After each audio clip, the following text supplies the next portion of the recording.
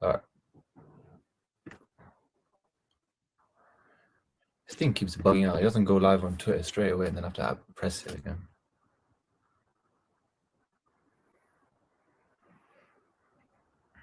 And then we just quickly tweet out everything, and then we'll get started.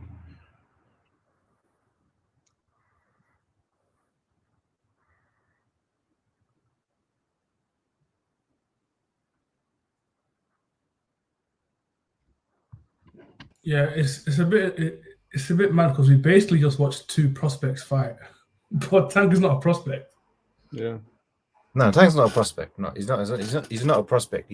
He's a champion. The issue, we'll get into what his issue is, because he's not a prospect at all. But it's a big fight though. That's what we were gassed with. It was a good fight on paper. Realistically, you had to mix it up sooner or later, man. Yeah, basically. All right, let's start. Hello and welcome to another episode of Ringside Fracas. I'm your host Naeem, and today I'm joined by Jide and Dapo. How are you guys? Good, man. Good. Thank you, brother.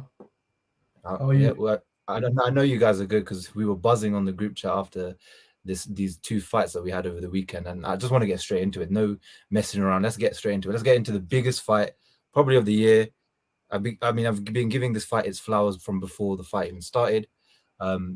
Ryan Garcia, Tank knocks him out or TKOs in the is it a TKO or a KO? It's a KO, no? Yeah, you got counted out, so it's a KO. Yeah, okay, I'm gonna have to change this here. Knocks out Ryan Garcia in the 7th round with a body shot, left hook to the body. What a fight we got on our hands, but did it live up to the hype? Did both fighters deliver on what they kind of promised? We're going to get all into that, but let's just start straight from the beginning, how the fight went, how we thought both fighters did in the fight. So I'm going to come to you, Jide, first. I know you've got a lot on your chest you want to get off. Let's get into the fight first before we get into the outcomes, the what's next and what we think afterwards. Yeah, let's get into the fight itself. So what did you think about the fight itself? So the fight itself was a good fight. My prediction was it will go a unanimous decision. Again, not that I don't believe Tank can't knock out Garcia. He 100% can. And as he showed he could, he did it. I just believed he wouldn't be busy enough. And I thought when he does, I've always said he's going to knock Ryan Garcia down. And my thinking was when he does do that, Ryan Garcia will be a bit scared and he will use his length and maybe keep away from him, and then Tank will win a very comfortable unanimous decision. That was my thinking. But obviously Tank closed the show, which is great. So in terms of what I expected in a fight, Tank did exactly what I expected.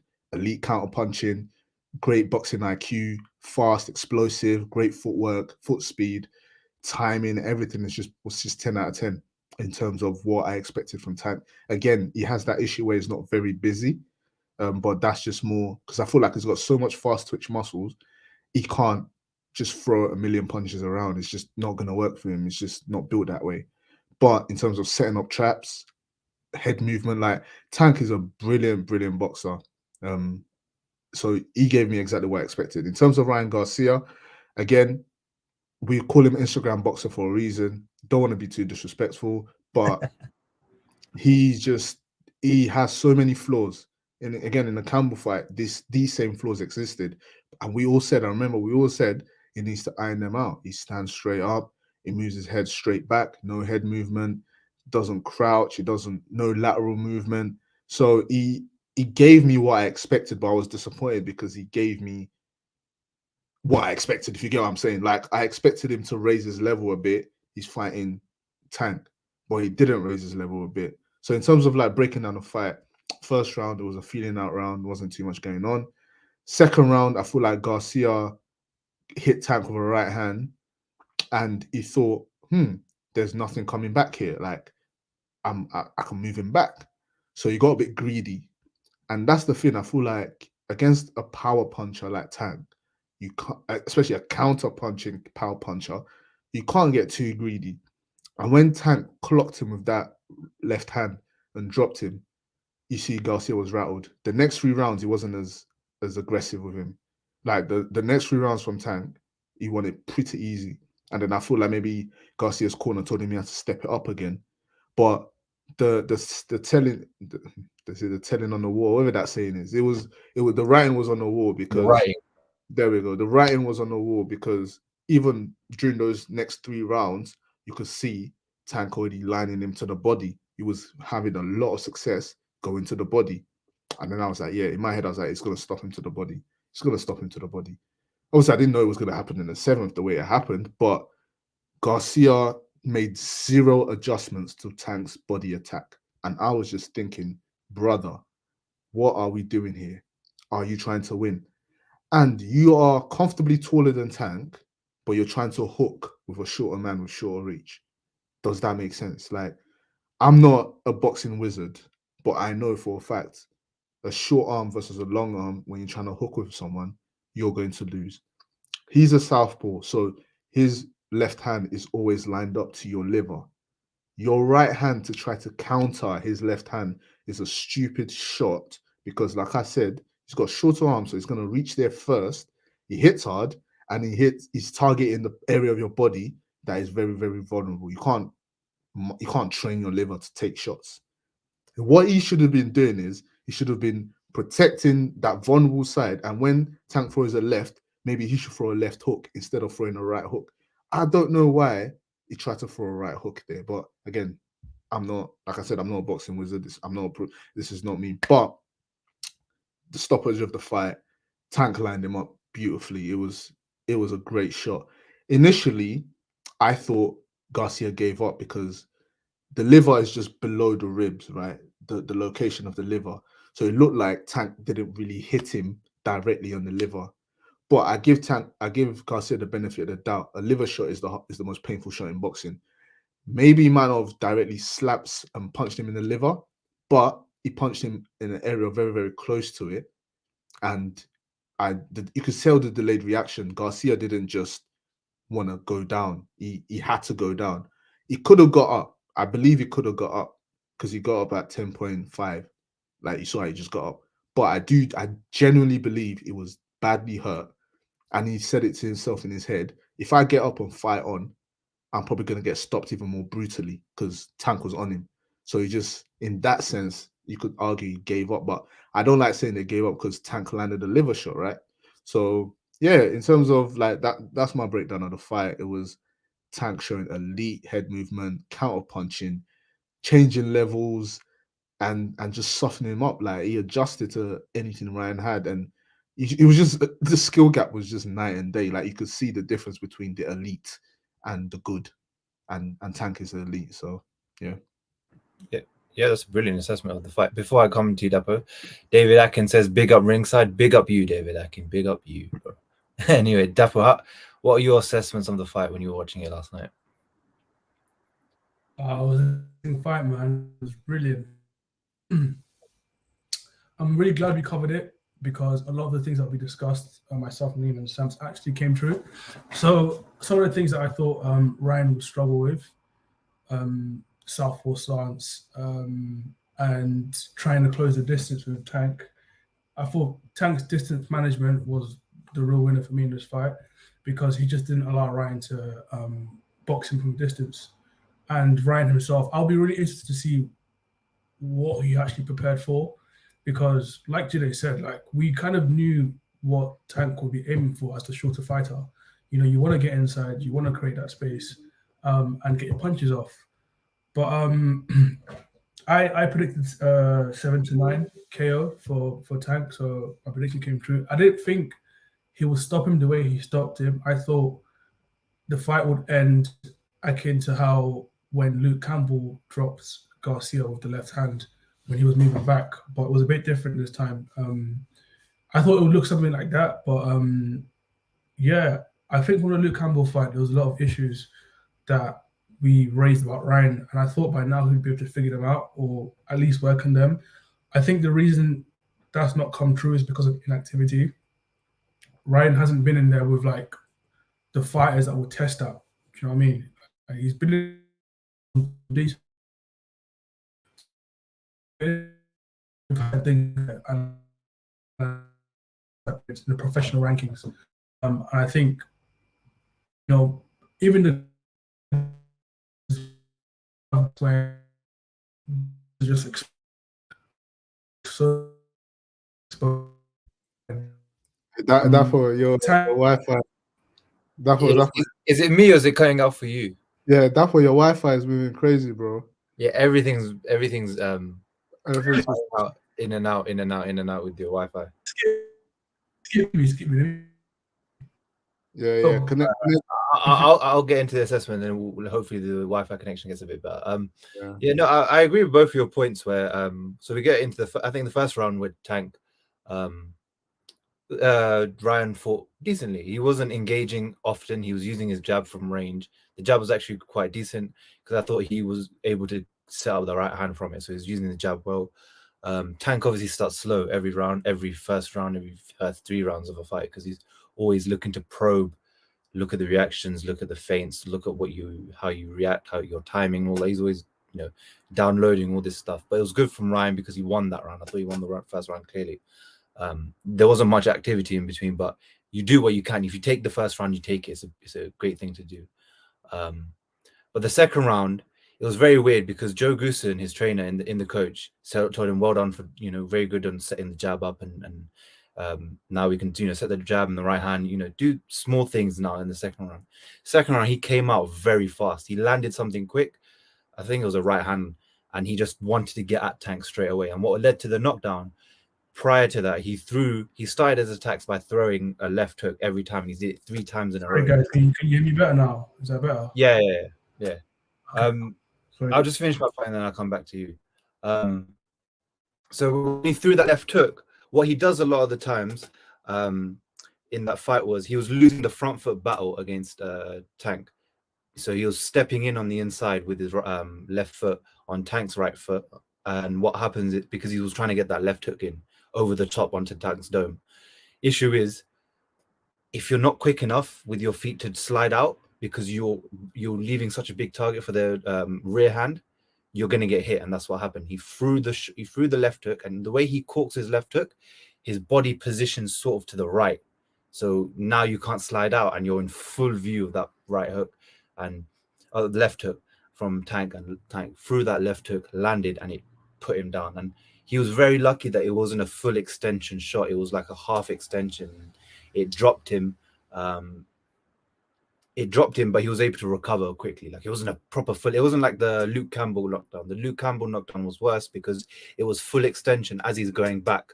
So that's harder to take. This, he's going into it, but also it's quite short shot. So he made the mistake then. He kept making the mistake there by stepping in on the inside, but he doesn't have the footwork to back it up to get out. Bivol, what I said on the Twitter account, Bivol did that a lot against Zoda because Zoda's a southpaw. But Bivol's footwork is quick enough to get in, get him to open up, get out, and then throw a counter and open him up and make the guard open, get mistakes out of him. But Ryan's not that quick. So every time he stepped in, Tank was just getting his left hand on. He was just getting his left hand off, and he was just getting so much. And like we said on the pod, the difference between the two won't be the speed or anything. It will be the IQ. Look, the ring IQ came out, and I said on the pod, on the Twitter account, I said Tank's boxing ability is underrated, and it's going to come out so much in this fight against Ryan Garcia, and it came out in full effect. He was stifling him with his defense by foot feints, just doing stuff with the foot, his hand, his head's move, like just constantly feinting, making him react, making him reset, playing with that, using his lead hand to obstruct Ryan's jab when it was coming in, making that adjustment, constantly touching it so Ryan couldn't gauge distance, he couldn't get the jab off, he couldn't do anything. And then constantly moving, changing the angles every time, and forcing Ryan to work to come to him and make the mistake. And Ryan was making so many mistakes. Like, every time he landed something good, he would try to follow up with a combo, but he'd smother his work. So you're a big guy, you can't get the leverage. Then you're just smothered. Then you have to restart again. And then you saw after that knockdown, and I thought he threw the fight away in the second round because he didn't need to come that aggressive. He didn't need to throw the same shots again and again against a guy you know is a brilliant counter puncher. And then when that knockdown came, you saw the attitude completely change. He was second-guessing his attacks. He was second-guessing that left hook because that's his best weapon. His left hook, it really is his best weapon. Second-guessed it that entire fight until the 6th, 7th round. Then in the 6th round, you come in. Tank's taking his time in between all the rounds. He's finding his shots now. He's more confident in the fight because he knows he's taken away Ryan's confidence. Ryan gets a bit confident because he got that right hook. But again, swarms Tank for no reason because Tank's not buzzed. He was never buzzed at all in the fight. Got caught, but never got buzzed. He was always composed and steady. And then 7th round, like Jide said, with the was framing him, trying to throw a shot and then get caught with a body shot. And I was disappointed for Ryan Garcia because it looked very like novice-y. It looked very novice-y. But I was very impressed with Gervonta Davis because he really took that performance to show his boxing IQ. Like, this wasn't a Rolly Romero performance where he was loading up. This was, I'm going to show you I'm better than this guy. I'm going to take away everything he has, and then I'm going to hit him all the time. And he wasn't battering him, but he was dominating him. He was outboxing him completely. It was a very good performance. Like, from Gervonta Davis, like, is one of his best performances boxing-wise. And I was really impressed. And that's the type of fights we need to see. I mean, I saw the reactions from a couple of people who don't follow boxing as close. They were kind of a bit upset with the stoppage, not because like of the ref or anything, but it was a bit anticlimactic for the way they were building the fight up. So I get from that point, like, you think there should have been more in that stoppage. And we'll get into the stoppage and about a certain someone's heart in the fight, but we'll get into that. But it was a very good fight, and big up Gervonta Davis because he showed what we all know. If you really watch Gervonta Davis, he showed what you know from him. This is a fight where it's the profile more, and if you show everything that you can do on the biggest stage, everyone's going to start rating you, and people are starting to give him his credit, which is very good. Dapo, I want to come back to you. I really want to hear what you think. First of all, apologies for my connection, guys. So sorry about that. I hope you guys can hear me now properly, yeah? Yeah, okay, cool. I agree with most of what you both said. I think another thing that I want to quickly touch on is maturity. I think Ryan showed a lack of maturity in that ring, and I think that's another result of not being in those fights, right? And we can say what we want about Tank. He doesn't have the best CV, and for the kind of fighter he is, we expect more from him. But he's been in certain situations that just Ryan hasn't seen or been in. So that's why he's a more composed fighter. He's had a range. He's fought a range of different types of fighters where his skills and certain things about him have had to be tested, right? Ryan's only been in one real proper test, and that's when he was knocked down by Luke Campbell. So I think that really did come out in this fight, and that was a difference maker. Another thing is to just come off the maturity point.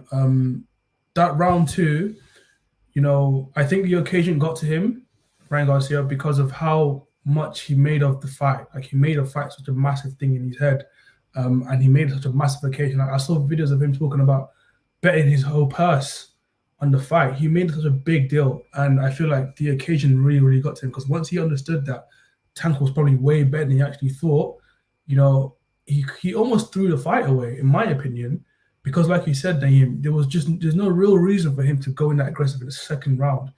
You're the taller fighter. He needs to work to get into your space, so that's why I'm really interested to see how they really trained for this. I also saw a report saying that, in the first round, after the first round ended, his trainer said to him, stay relaxed, stay composed, keep him at the end of your jab and keep it long, and he just did the exact opposite of that. So it's just interesting that it's just a maturity thing and a skill gap for me. I think, skill-wise, it showed, I don't think Ryan can really hang with these guys, like these Haney's, these Shakur Stevens. I don't think he hangs with them. I would like to see him fight them, but I don't think he's on the same level as them. But yeah, it was a great fight. Honestly, we need more fights like this. I think that whole generation now needs to start mixing it up. I see this fight as a catalyst to more fights, more because Ryan wasn't bringing anything from a pedigree perspective, but he was bringing a lot of eyes, followers. He's got a big following, so naturally it was a big fight. But in terms of what he's actually achieved in the sport, I think the other guys have achieved a lot more. So those fights, from a boxing fan perspective, it's more mouth-watering. It's more interesting for me. I also said in the group chat as well, I said, in hindsight, looking at this fight, the result isn't surprising at all. Like, it wasn't hard to call this result, and a lot of people were able to gain points from this fight because it wasn't a very hard fight to call. Even the people that believed in Garcia thought he would probably lose. So I guess that shows you that he has so many issues that just haven't been addressed, and you can't have confidence in that kind of fighter when you haven't visibly seen those issues start to get addressed. He hasn't been in enough fights for us to be like, okay, do you know what? He's learned how to move laterally now. He doesn't move in one straight line. He doesn't move backwards with his chin in the air. We haven't seen enough of him to answer those questions. But yeah, great fight. My only wish now is I hope Tank really builds off this. I'm really intrigued to see who he fights next. And I don't want him to revert. I don't want him to regress in terms of who he's fighting. That's what's going to disappoint me the most, because this is probably the biggest name in his record now. Probably not the fight with the most accolades, but in terms of sheer profile, this is the biggest name. So it would be nice for Tank to build off this. He's got a lot of eyes on him right now. And I want to see where both guys go next. I've seen some reports. People want to see Tank. People want to see Garcia in with Rolling Romero potentially at 140 or wherever he is at. That would be an interesting fight, and I just want to see what Tank has next in store. But yeah, great fight, man. Great fight. Yeah, I think we covered most of the fight well. It went exactly kind of how we thought it would go. I think the only difference was we didn't expect Ryan to be that immature with his performance, and it was immaturity, like you say. You're right. It was immaturity. You can't turn into some volume puncher in the second round thinking you can get a guy out there. You're a counter puncher. Stick to what you're doing. But it's big up both guys because they put on the fights we wanted. We wanted to see Ryan Garcia and Gervonta Davis fight each other, and we got it. And hopefully this is a catalyst for other big fights to be made. Like other fighters and other promotions, other networks look at this and they go, you know what? They made money from this. They've buzzed a lot of interest from this, and when we put the fights we want, people actually tune in, and there's a lot of money, opportunity, and stuff to be made. And look, not a lot of people are discounting Ryan, because he lost all his careers over. It's not the end, but obviously the performance leaves a lot to be waned. And I think one of the big questions around the fight, the stoppage especially, is whether or not Ryan quit. This is a big sort of debate that we're having in the group chat. There's a big debate online.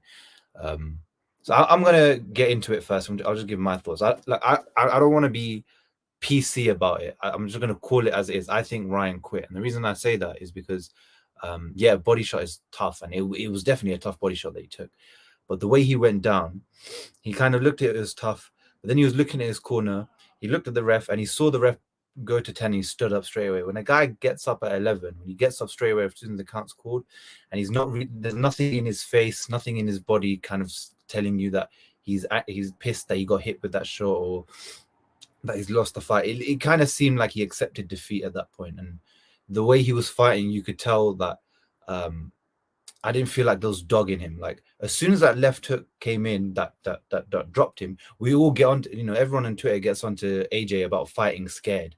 Ryan really, as soon as that knockdown came from the end of round 2 to the start of round 6, he was fighting scared. He didn't know how to get in without getting hit, and he was really thinking about not getting hit. And I think Ryan doesn't have that dog in him. He got that dog in him. He doesn't have that dog in him. He ain't got that.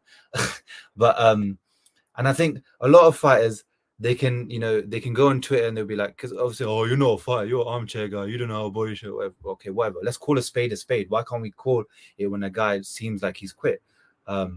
A lot of fighters, like in the 140 division, who may be in the 135, who are looking at Ryan as their rival, and they might be going on Twitter saying, "Oh, he didn't quit. It was a good shot." I'm telling you right now, behind the scenes, they're looking at him as food. They're looking at him like, when he gets tough, you're going to be scared, and when he gets tough, you're going to look for a way out. I'm going to put you there, and I think Ryan quit, and I think you're right. The occasion was big. But as soon as he realized his offense wasn't getting off, the entire fight, he didn't have many good moments. It was like 1 or 2 shots that weren't doing much to Tank. It was all Tank most of the fight. And when he realized his offense wasn't doing anything and his defense ain't worth a damn, he was like, I've got my out here. There's no point getting back up. Let me just take this knee and get out. He's lucky he didn't get bruised up. He didn't get battered. Chris Andre, big up Chris Andre. He has a video on it about Ryan quitting, so go check that out if you have time. Brilliant video.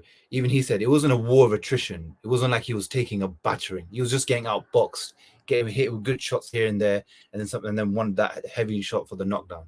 But he wasn't getting battered. You can see on his face his nose was bleeding a bit, but there's no bruises, no cuts. He wasn't getting beaten the crap out. Yeah, he seemed calm. It just seemed like I have everything intact. Nothing's cut. Nothing in my face is my. Because let's be real, his face is his big money maker. That's the thing that draws the most money for him. And he's like, huh? Pause, nigga. Okay. Okay. But he looked and he's like, I don't need to take more punishment here. Let me just look for a way out. I can take a knee here, and that's what it seemed to me. And if it doesn't seem like that to you, fair enough. That's just my opinion. Like with like the controversy, not controversy, but the debate around Dubois and Saunders, at least they had an injury to their eye. So you can say that fair enough, there's a bit of harm there that they couldn't see, and obviously that could stop their career. With Ryan, there was no real big injury. It was just him. I for me, it just looked like he looked for a way out there. And as soon as that body shot hit, he felt it and he was like, oh, there's too much now. He's got too much for me. I'm not going to go for the next ones. But I'm keen to see what you guys think about whether Ryan quit. I know, Jide, you touched upon it in your assessment. I'll come to you first because you're Ryan Garcia's biggest fan. So what do you think? Did he quit or not? Whoa. When it comes to quitting, yeah, I find it's a tough one for me because I believe in self-preservation. And I know that when you sometimes it's a conversation about how much your body can actually take. You know, not everyone has the same levels of pain tolerance, you know, and sometimes that conversation needs to be had. You know, how much can your body actually take and what's your pain tolerance like? But in terms of situation, I do think it goes back to what we talked about in terms of maturity. I believe that this was a very humbling experience for Ryan because there's nothing like working so hard for something and you're used to winning in all your fights. You're used to comfortably winning rounds in all your fights, pretty much up to this point. And then you come in front of somebody that is timing you, you know, he's learning your patterns, is hitting you with shots that you don't normally get hit with. It's very humbling. So it can be very mentally draining. So for me, you know, I think he responded to that. It's a fight or flight moment. Like Naeem said, sometimes you see fighters, they go through stuff like that and the dog just wakes up. They're just chewing their gum and just go in for it. And you have other fighters that, you know, that can it puts him in their shell a bit. So he was quite tentative and he was quite, you know, you can see that put him in his shell a bit. So it depends how you look at it, man. I think Tank's performance, it mentally drained Garcia. I think it put him somewhere where he's never really been before and it messed him up. So you can look at it from that angle and say he pretty much quit from the earlier rounds because he just wasn't fighting the same and he didn't have that same urgency as he did in the second round. Like it humbled him. But at the same time, like Jide said as well, liver shots. I'm not a boxer, you know, but I know I've heard and I've read from other fighters that said that's probably the most painful shot you could take in fighting, in boxing. So I don't know what that feels like. You know, maybe he tried to get up and he said, but he just couldn't. You know, he just couldn't get up because the pain was just too much for him. I have no idea what his pain tolerance is like. But to answer the question, did he quit? He quit. He did quit. But I just don't see it the same as other people. I don't see it as like, he quit. He's just rubbish fighting. I don't see it like that. I personally don't see it like that. You know, it's like people that tap in MMA. I don't think it makes you less of a fighter because you tapped. Like, you're being choked. You need to get out of there. Do you know what I mean? So that's how I see it, man. No, I'm not saying he's a rubbish fighter or he's that. I'm not you. I'm talking about in general. When you do quit, you cross that boundary now, and everyone knows if it gets tough, you will tap out. Do you know what I mean? Like when the going gets tough, you ain't got that dog to keep you going. You will quit, and that's what it seems like with Ryan. And he got up. It kind of reminded you know when journeymen fight the prospects and they get beat with a good body shot or hit with a good shot, they go down and they come up at the count 11. That's why it kind of seemed like, because at least with them they've got a fight next week and they need to be ready for that one as well to get paid. And with Ryan, it seemed like as soon as that shot came in, and he realized, he quit. Exactly, and when he realized it, he was kind of like, I'm moving on to the next thing. Yeah, he quit. Mine was already on the next fight. Like even on Instagram, I don't tend to overanalyze like the boxing stuff, like the body language. But when I saw in his Instagram story the way he was chatting, I was like, this guy didn't really care that he lost. Like it didn't matter to him that he lost. He accepted defeat time ago. Yeah, Jide, what do you think? You think Ryan quit? Because I think, yeah. Yes, no, you think he quit? Or what your elaborate? No. That was killing me because you know them ones that in school when your teacher was basically explaining your behavior to your parents and they're gassing you up and saying all the good stuff you're doing, and at the end they say, "Well, he did do this though," to make you laugh. That's basically what that one did. But like I touched on earlier, in it, like obviously based on how the optics of it, he quit. Like, let's keep it a bean. Like, I did say that I don't like saying it quit based on a liver shot, which is the most painful shot in a sport. And I feel like when he got hit with the liver shot first, I truly do believe he was hurt. The first the first 4 seconds of the 1, 2, 3, I reckon that period he was hurt because that delayed reaction, that's consistent with a liver shot. You normally take it, you breathe in, and then your body sends your pain receptors to your brain, and then you feel it, and then you're like, I'm debilitated, like I can't do stuff. So I do believe then it was hurt, but I don't believe, like I said, I don't believe it hit him directly in the liver, like a typical liver shot where you just can't move. Like we said, when he got up at 10.5, that shows he could get up. Ryan could have got up at 7, could have got up at 8, could have got up. He probably could have even got up at 6.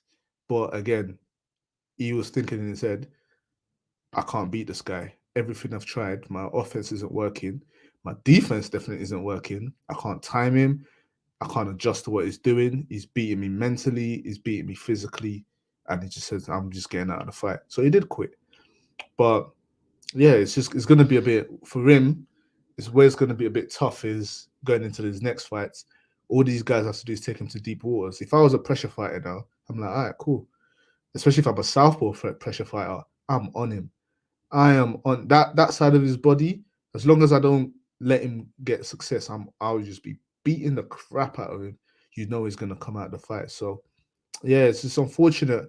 Like we said, it was his maturity eventually that showed here. And now, and with boxing, unlike MMA where you can tap and stuff, there's a stigma in boxing with quitting. The first time you do it mentally, you can do it again. Like, I remember a Hatman video is saying the reason why it's peak for AJ the first time the Andrew Ruiz fight is the first time you say, I'm coming out of the fight, even though if you're badly hurt or whatever, is whenever you get into that position the second or third time, or you get into it in any other fight, because you've done it before, your brain will tell you it's okay to step away, it's okay to step back. And boxing is that type of sport where there isn't an arm choke. It's not 2 seconds. It's not like in a 2-minute round and I've got you in a choke and I can just get out. You're getting punched in the head for 12 rounds. So when you're in deep waters, you're in deep waters, like badly. And if nothing's working for you, you can't use leg kicks. You can't. There's no other thing you can do. If a guy's got your number, it's peak. So I feel like it's mentally different. It's mentally draining. So yeah, Ryan now, I don't know how his opponents are going to see him going forward. So yeah, he quit, man. Yeah, one of my recent experiences with that is I was sparring a certain someone we know, and bro, when we got into the second round, I was like, first round not bad. He was beating me, but I was getting a bit, and I was getting the range. But the second round, hitting me good shots, and my tank just went down like that. Because if you haven't sparred in like so many years, when you get back into it, your gas tank just goes down like that after a couple. After 1 or 2 rounds. For me, it went down really quick. And I looked at the clock because he had the clock on his phone on the side of the cage. And I looked at the clock. I was like, bro, there's still 1 minute 30. And your brain does this like quick thinking. Like you start thinking quickly.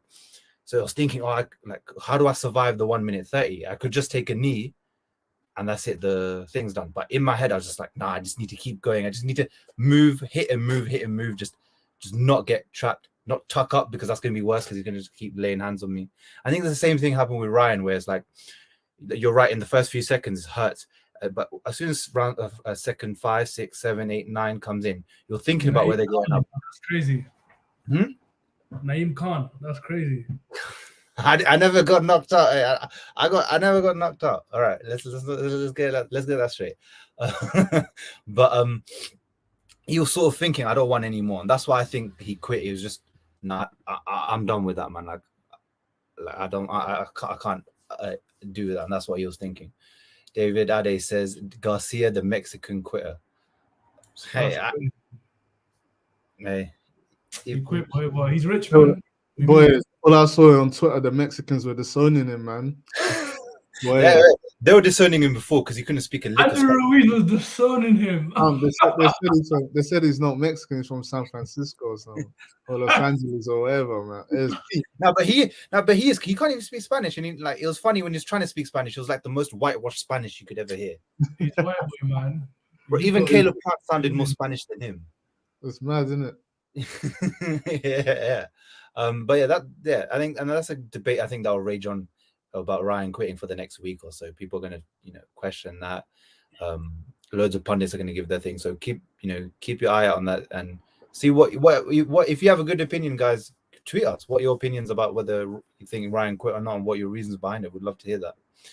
But the reason I talk about quitting is because now we need to go into what's next. I'm going to go into what's next for the loser, and then we'll go into what's next for Tank, the winner. So what's next for Ryan? So Ryan says after this fight now, he's moving up to 140. He's done with lightweight. He says he's much more comfortable fighting up 140. So fair enough. He's fighting at 140. The reason I say this topic segues from the quitting is that 140 is no easy division. 140, the only reason it seems easy is because the names aren't as big as the names they're at lightweight. You've got guys like Regis Prograis, Subriel Matias, Josh Taylor, Teofimo Lopez, Jack Catterall. You've got guys who are killers, and they're going to look at you like you're food. Those are the guys they're going to look at. You quit, boy, I'm going to make you more than quit. You're not going to make it with me. Like it's going to be tough for him in those divisions. If he doesn't fix up, especially on the fundamental mistakes he's been making in his last couple fights, and especially on his mentality as well, because they're going to really stick on him if he tries to go to the top. What do you guys think for Ryan's chances in the 140 division? I'll come to you, Jide. Yeah, man, it's just a pathway set for him, man. He's going to go fight Rolly Romero. Rolly Romero has basically been gifted a belt. Ryan is going to go up there, fight him, beat him, take the belt, and say he's world champion, drop the belt, and fight contenders. He's not fighting the guys that can punch him up. I'll tell you that for free. At 135, he refused to fight Haney for a reason. His team saw that it was never going to win that. They're going to look at the likes of Prograis. They're going to look at the likes of Taylor. They're going to look at them guys and say, yeah, we can't beat them. So I'm really surprised his team didn't fight Davis. Can't lie. He had to, at that point, it's like, I feel like Oscar's like, let me cash out or cash in, because they had beef as well. So Oscar's probably thinking, you know what, let me make a bag of him. Davis we can make the biggest bag with Davis versus Haney versus Shakur versus Loma. So let's just do it, because he's not gonna get any, he can't get any of the belts, so they can't use the belts to raise his profile. This is probably the best fight they can use to make as much money as possible in this current period. So it made sense to them. That's why they did it. But yeah, so 140, he takes the belt from Romero. Can defend it a few times. The WBA are charlatans, so if Oscar gets in their pocket enough, they can fight the Bums. They can fight a bunch of PBC guys.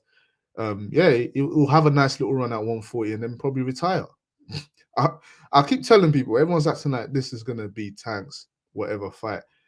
It depends on what Garcia does. Garcia is just a prospect, bro. He's a prospect with a following.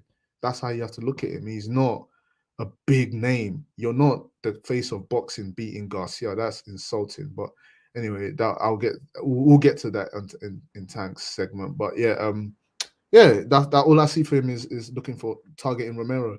And the danger for him is if he does beat Romero and then Haney and them man move up, they're gonna be onto him. Tank can say, he can win, he can say, F it, let me get an alphabet belt in 135, but then I wanna be a double champ and I wanna go up to 140. And he knows the PBC are linked up with the WBA, so he might come to him for the rematch and just take it from him again. So it's gonna be tight for him. So if I was him, excuse me, if I was him, Romero, that's it. Yeah, just before I come to David Ade says, yeah, Ryan Garcia is like a Nigerian born in the UK that's never had jollof.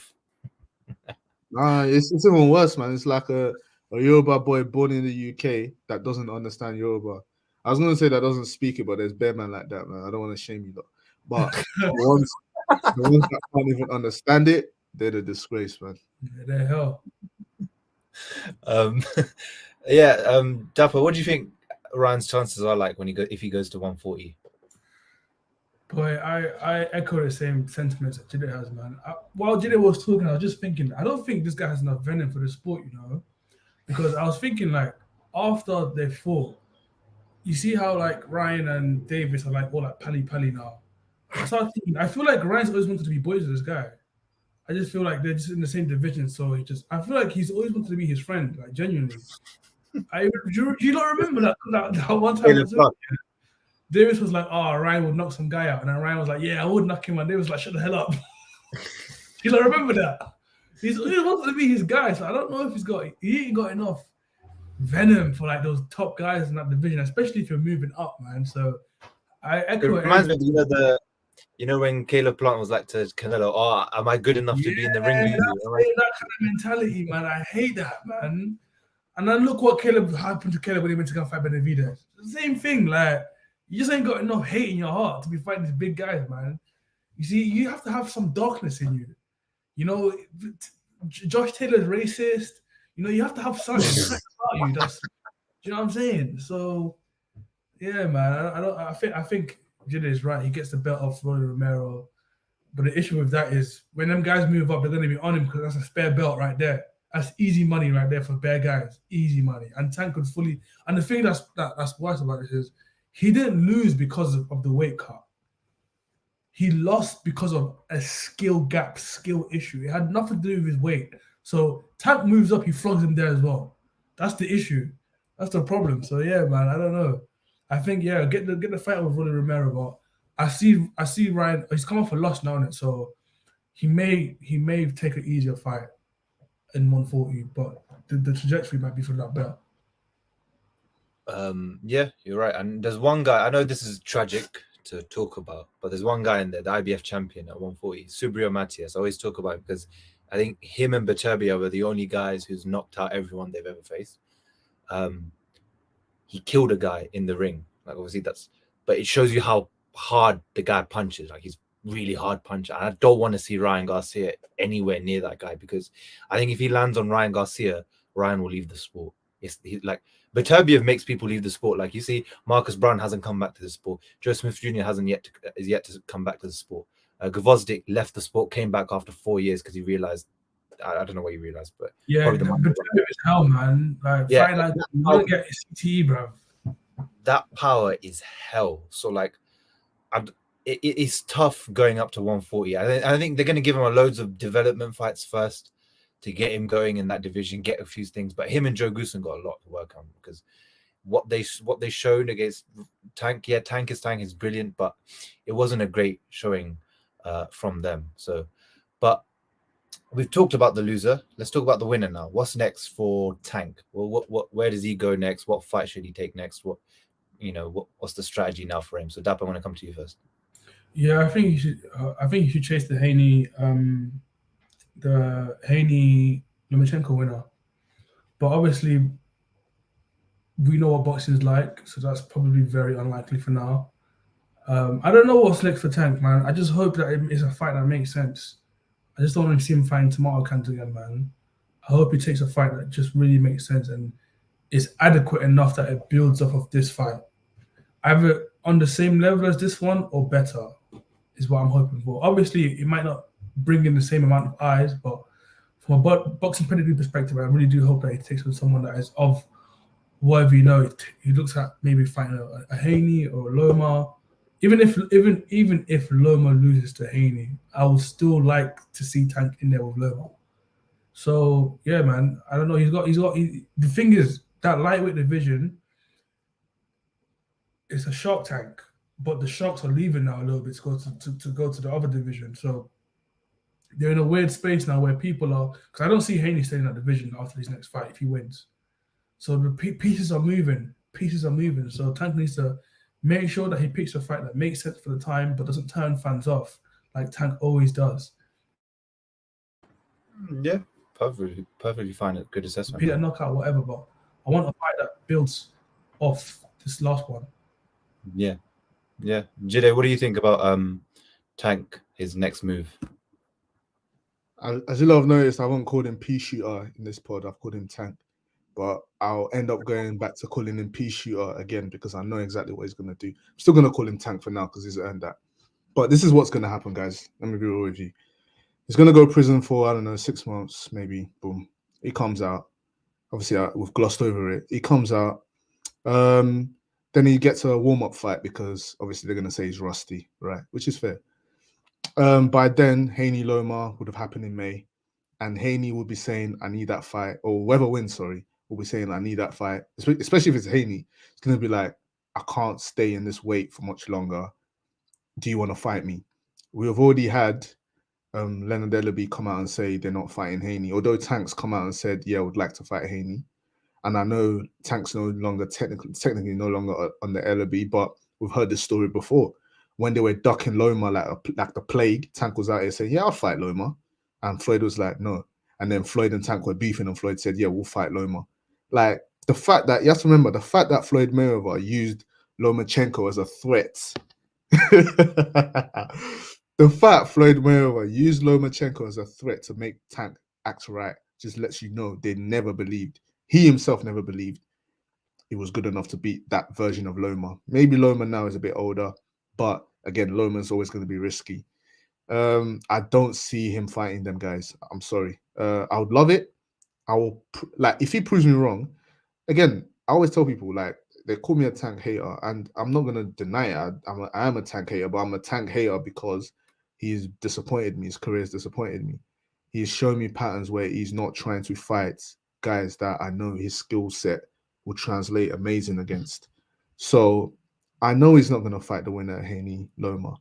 I would love to be proven wrong, but I just know he's not going to do it. What's going to happen is if Haney wins, Haney's going to go up to 140. The belts are going to fragment. Then you're going to have 4 belts, and Tank and PBC are going to sort out a WBA route for Tank to become the proper champion against a bum. Tank's going to win the belt against a bum. Then he's going to start doing A-side politics against... he's probably not going to ever fight Loma. He's probably going to end up getting maybe the WBA, the WBC... Actually, no, not the WBC. Shakur's going down that route. Yeah, it's definitely not going there. We'll get the WBA, maybe the IBF, play around a bit. Shakur will get the WBC. Shakur will probably get the WBO. Shakur will be like, yo, let's fight. Tank will be like, nah, I'm good. Nah, I'm good. You know, we're not having that fight. You're going to have to wait. Or he's going to move up or move down or whatever. That's what's going to happen. Like, he's already been excused to pick and choose to this point of his career. Why? What is the incentive for him to actually take these fights? He wants to retire undefeated like Floyd. He wants to. He's already seen like he's got his fans already calling him the face of boxing. There's no incentive for him to take the risk we want him to take. And like we said, the killers are moving up. And Shakur is going to not stay in this division forever if he can't get the Tank fight. Like let's keep it a bean. Shakur's got things to do. So we can definitely see a scenario where Tank doesn't fight Shakur, Loma, or Haney. It can definitely happen. And even if he does end up fighting Loma, it'll be a 37-year-old Loma, extremely regressed, and it's not going to be the fight we want to see. I hate to be giving you guys this downbeat assessment, but I can only go off what I have seen, what has shown us in the last 5 years. So that is what I think is going to happen. Yeah, that's a fair assessment, but a bit sort of one-sided from your sense, because obviously we know how you feel about Tank. But I get exactly what you're saying, all the points that you're making. So if only those the Tank supporters here to Bro, I wanted Samson to be here, man. I wanted Samson. I wanted them boys to be here, man, to back their boy. But they never. Whenever I'm on, they're never on to back their boy. So. Okay. Oh no, but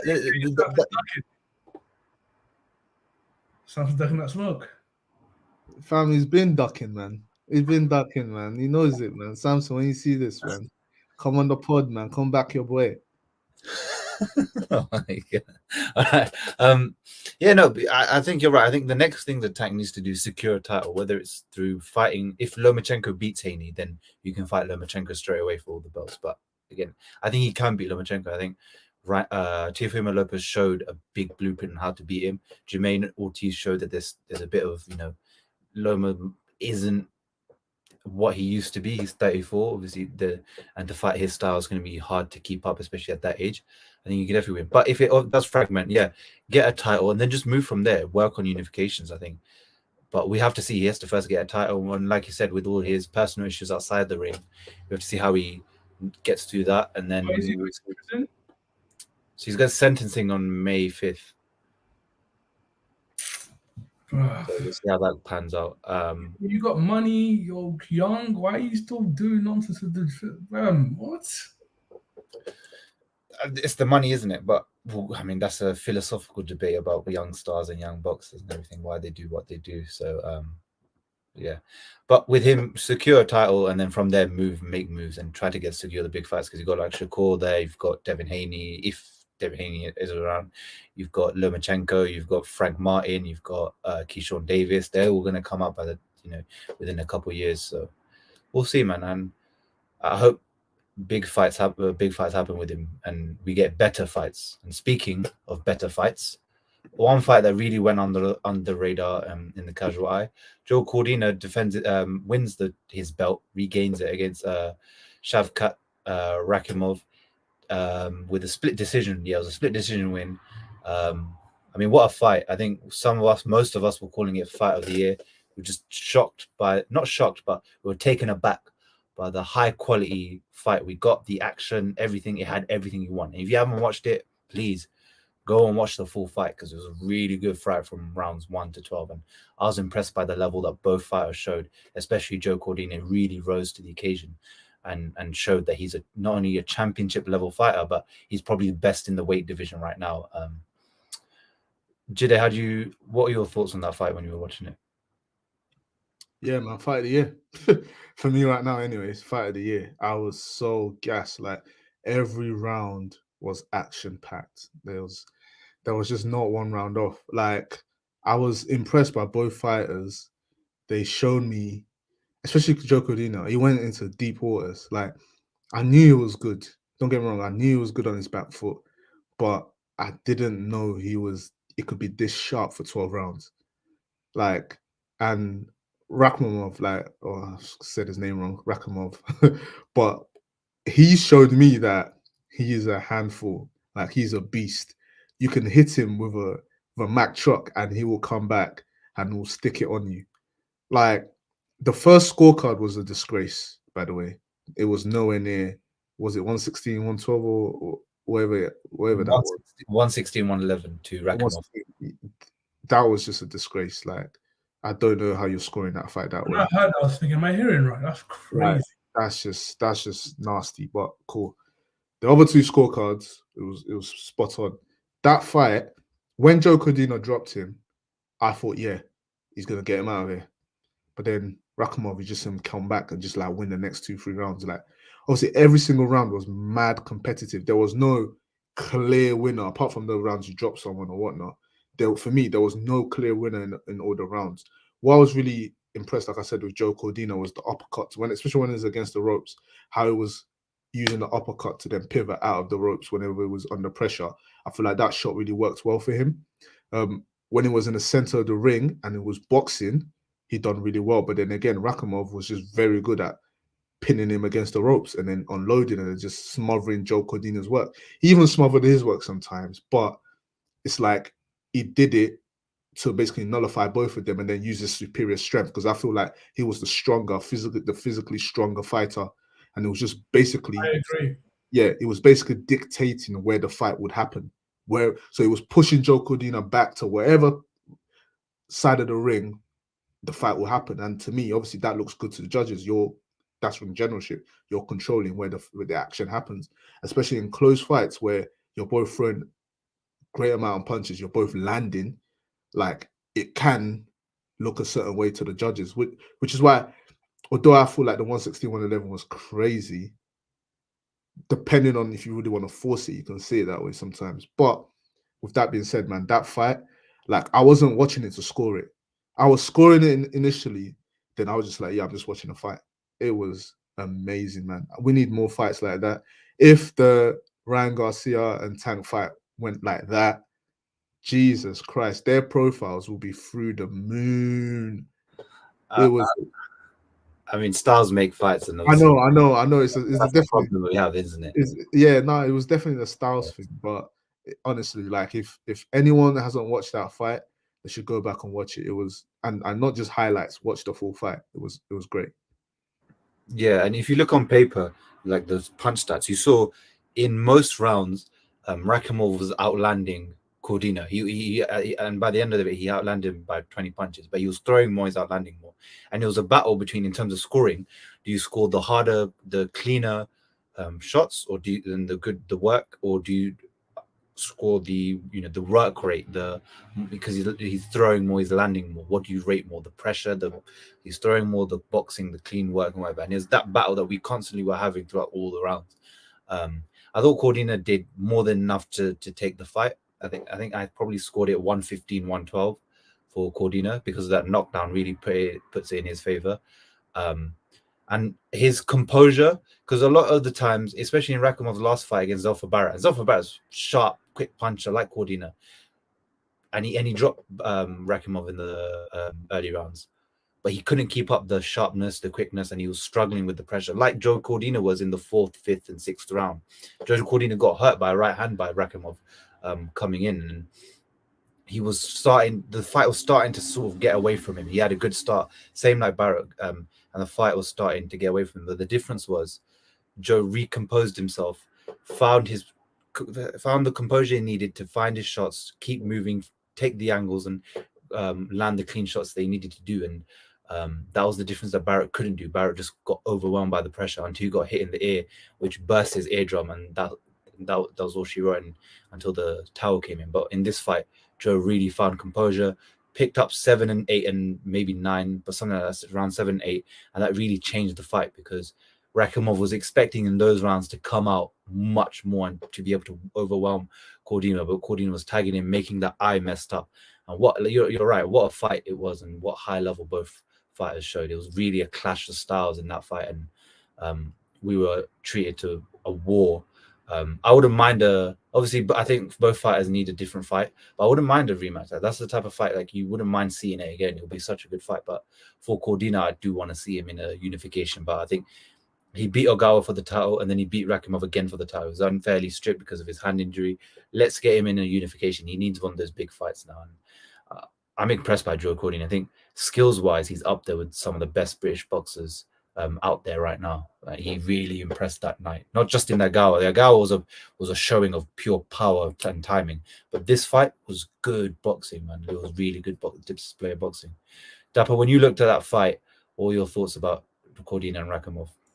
That fight, yeah, that's probably the most back and forth fight I've watched in a long time.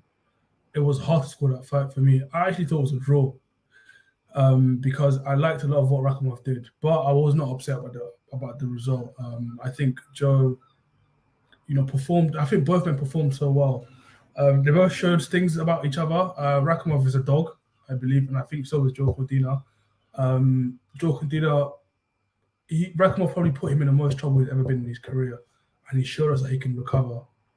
Sorry, can you still hear me? Is my Wi-Fi messed up? All good? Yeah, we can hear you. You're fine. Perfect. Yeah. Well, yeah, that's currently my fight of the year as well. I think the knockdown is what probably made the difference.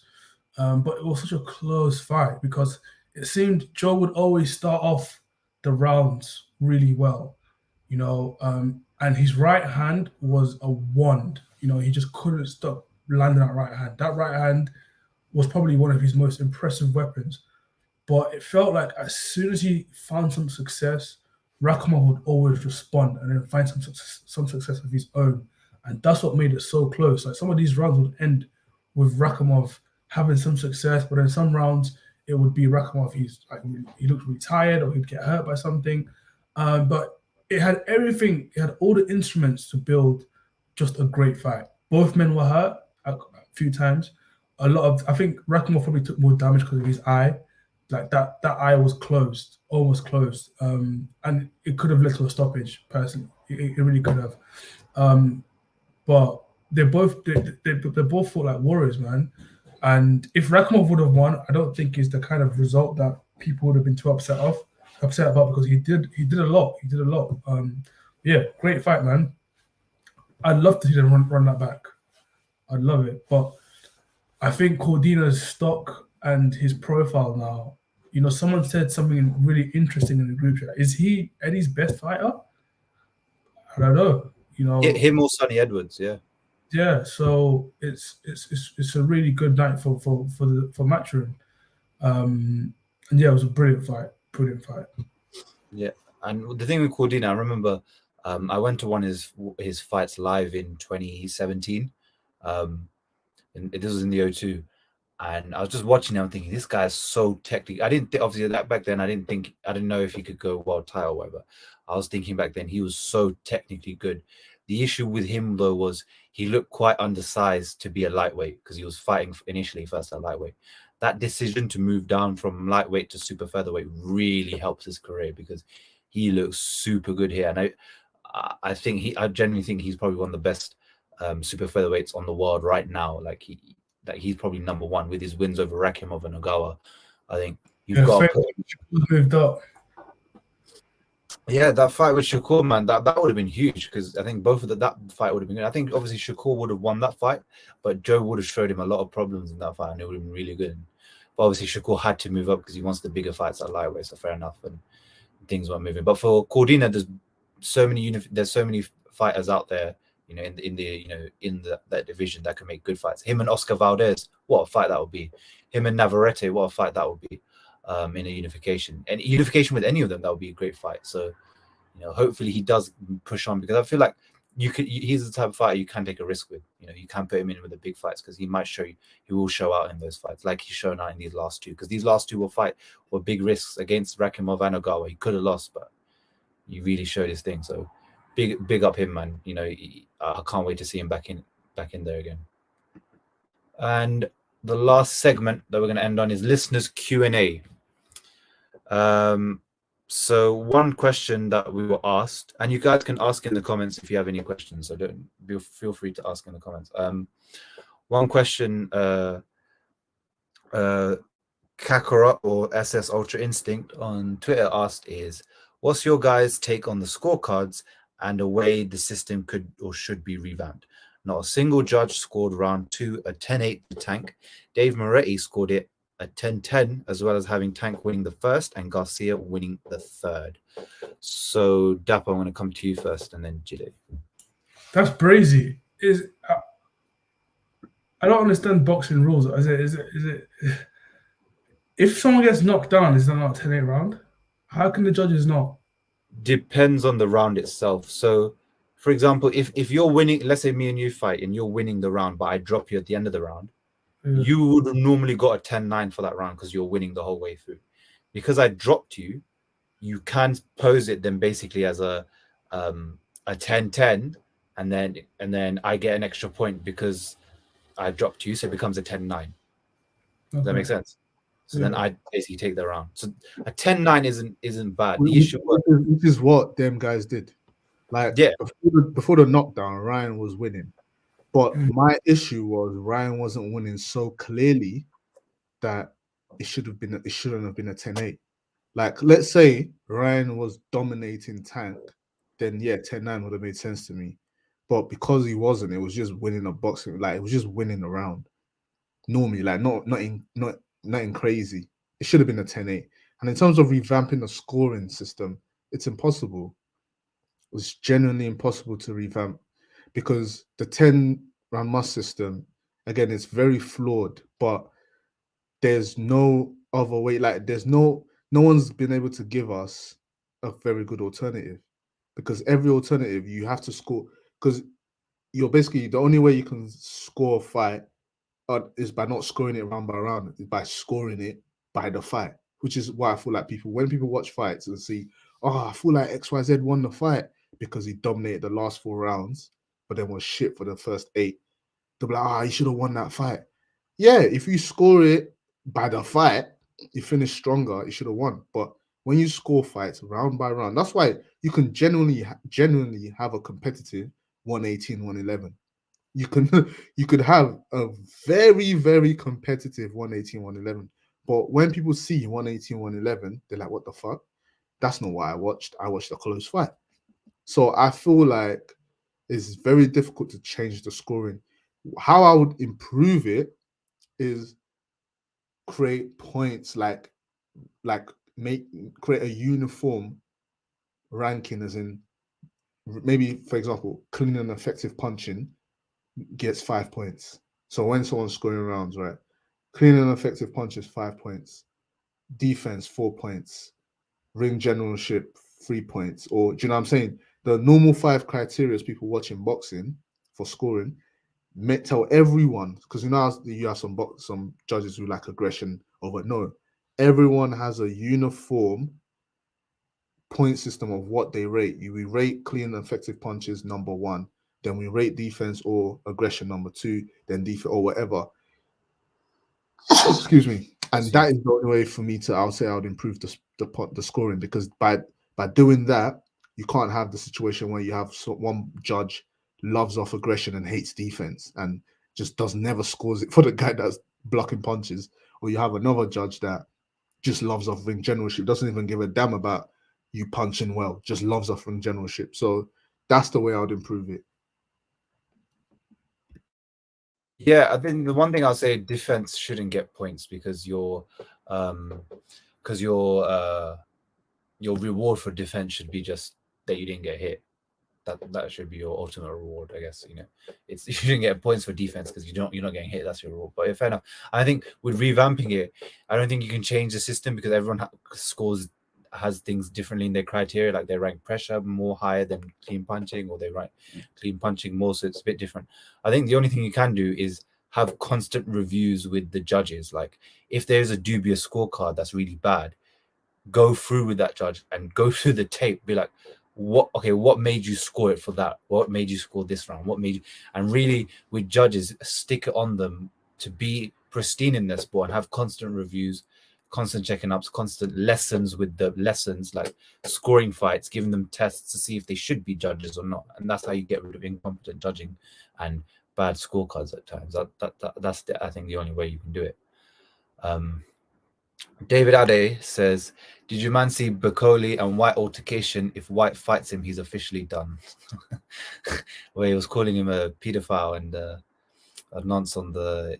Dylan White's the funniest guy, man. He's actually hilarious.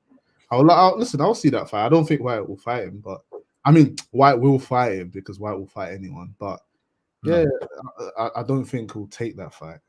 Yeah, I think White's looking for that big fight in his career. He's not really looking to be a contender or anything like that. He just wants the money. And he's waiting for AJ, and obviously AJ and them lot are waiting to see if the Wilder fight can get made. So then they'll do the White fight in the summer. He's really waiting for AJ because obviously Joe Joyce lost, so he's not going to go fight Zhang or Joyce now because it doesn't make as much money. He'll probably fight AJ in a stadium. So for him, that's what he'll do. And if he does fight Bacoli, I don't think he'll do well against Bacoli, but we'll have to see with White because I don't know where he's at, his head, and where his levels are. He's not really looking great in the last couple fights. So. Yeah. And then White's boy Babbage got off a tough top in the first round. David said, "Yeah, I watched that fight. I'm not surprised. At the same time, shocking because he fought a guy in Lucas Rozansky at bridgerweight, which again I hate the bridgerweight thing because it's just basically I'm too fat to go down to cruiserweight, but I don't want to fight these big heavyweights. That's basically the division. But Rozansky hadn't fought since 2021, and he knocked him out in the first round. Like that is really bad loss to take, and a lot of people expected Babbage to win that fight and become world champion. But yeah, that's the style that Babbage has, and it was gonna happen, and it's happened now. Hopefully, it's not the end. He's entertaining, but he's just not a great boxer. He's just not a great boxer. He's a fighter, really. That's it. And there's not much else. What do you think about Babbage losing? Yeah, same. It was expected. The guy just fights, just brawls. No head movement, no nothing. He just takes one to give one. That was always going to happen to him. So honestly, I'm not surprised at that at all. I hope they do him versus Chisora. I hope they did that because I thought that would be a war. That would be a war. That'll just be pure, just beating the crap out of each other for however many rounds it lasts. So. Yeah. But there's not much else with Babbage. He was never going anywhere. Yeah. The way he was talking, he was like, "Oh, Eddie Hearn betrayed me because he didn't get the Bridgerweight champ." But Eddie Hearn's not doing Bridgerweight champions, bro. You want to be a heavyweight, be a heavyweight. You doing this Bridgerweight stuff, go to box and do that stuff. Yeah. So, but look, that's boxing, innit? You've got guys like Tank who are going to go hit world titles, be elite and all that. But then you've got like guys like Babbage who not really going to go hit a world title, but they're entertaining and you're going to pay to watch them either way. So yeah, that's fair enough. I think that's it. We've covered everything for today. Yeah. It's a good episode, man. We covered a lot today. There's a lot to cover. And next week there are no fights on, so we'll have a pod because we'll probably preview the Canelo fight the week after next week. So stay tuned for that. And if you're watching on YouTube, like, subscribe, comment. If you're listening on Spotify or Apple Podcasts, give us 5 stars and follow the page. And also follow the Twitter page at Ringside Fracas and tweet us anything during the week or whenever. If you have any questions about anything or any thoughts that you want to give about boxing, that we always retweet people's thoughts that they have on boxing with hashtag Ringside Fracas. We'll always retweet your thoughts and start a discussion based on anything you want us to start on. So interact with us. We want to see more of you guys. So, but we'll see you next week for the next episode. And have a good week, guys. Yeah. Have a good week, boys.